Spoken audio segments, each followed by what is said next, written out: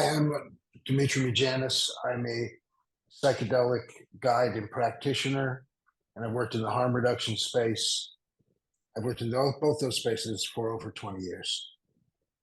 Okay, so one more question that we wanted to go over is um, after I've had a psychedelic experience, am I ever going to feel despair or depression or anxiety ever again? Or are all of those things going to go away forever?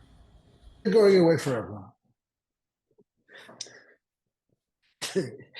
They're not, and they're not going away forever. And sometimes you will feel them. You probably will feel them you will feel them with a great deal of intensity again. And in that time, one can wonder why they went through those 3 days doing ayahuasca or all those psilocybin treatments and or ceremonies or however you want to view it.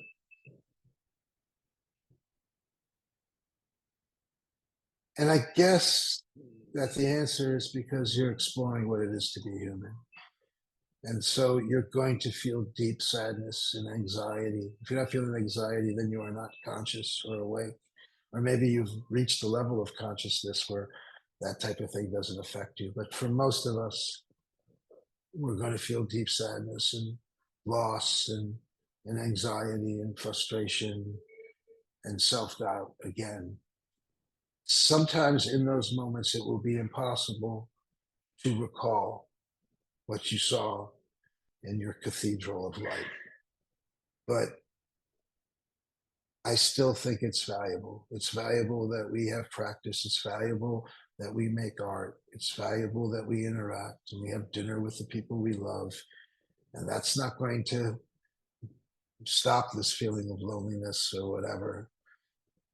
But I still think it's valuable. And I can't say anything else, but I still think it's valuable. Well, if you don't mind, I'm actually going to follow up a little bit on this one. So it sounds like what you're saying is that there are two we go into these experiences not only to sort of eliminate all of our human imperfections and sufferings, but also just to explore what it means to be human. It's an exploratory exercise, um, but there is also this element of we do go into it to reduce our suffering, and so I guess the question that I have after um, thinking about what you're saying is can it reduce my suffering over time?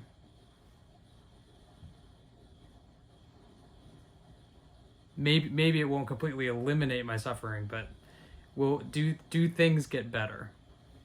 Often it can reduce your suffering immediately. And then over time, your suffering comes back. Maybe through psychedelics and therapy and art and relationship that we have a better understanding of our suffering. And then we could also look to art and therapy and psychedelics in the future as a relieving of it again. And so when you're in the thick of sadness, as I am right now,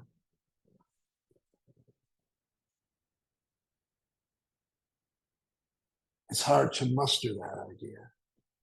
It's hard to embody that. But what I know is that there are certain things that give my life meaning. And one of them is talking to you, Cam. And so I reach out and talk to you. Am I glad that I did Iboga 21 years ago and I don't have to shoot heroin and cocaine anymore? Yes. Am I deeply sad today? Yes. I really appreciate that answer. I know that I also get a lot of meaning out of talking to you, of course. Um, one thing that we've talked about I before was that I fishing for that. yeah, I know.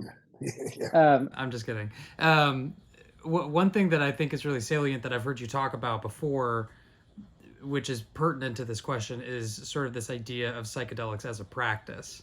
You talked a little bit about how sometimes there is a sense of immediate relief, and I feel like there's a relationship between that and this idea of psychedelics as a practice rather than necessarily sort of like a one and done kind of thing. And I guess I'm curious if you're interested in talking about that a little bit more, just in reference to this question. One and done's cool. Um, Psychedelics as a practice, that means that not only the ingestion of psychedelics on a regular basis, but sort of bringing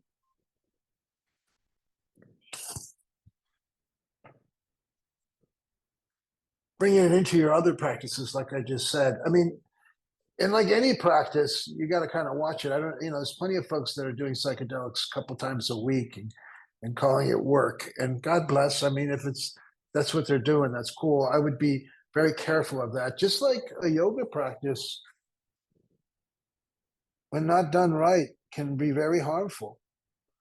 So, yeah, it could be viewed as a practice, and that could be twice a year, or every 3 years, or once a month, depending on the individual.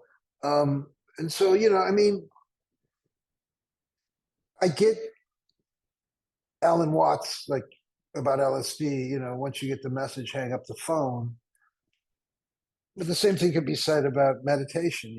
I mean, Alan, you spend all this time meditating, like you got the message, hang up the phone, like or it's impermanence, move on, right? I mean, so I think what one has to find, yeah, there's an attachment to impermanence, I guess, right?